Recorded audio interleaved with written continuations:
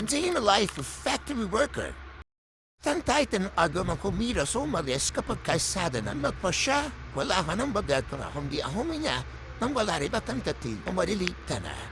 Pati na yung sa oras na ito napapasok pa rin sa Grand Finals at nakahabol sa last street ng tricycle.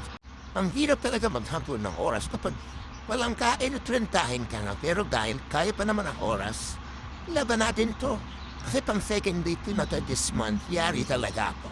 10 minutes na lang at malapit na kumalit. Pero kaya naman to basta itampo natin sa Senado. Iluna para sa co-runner ko na Juana Bells.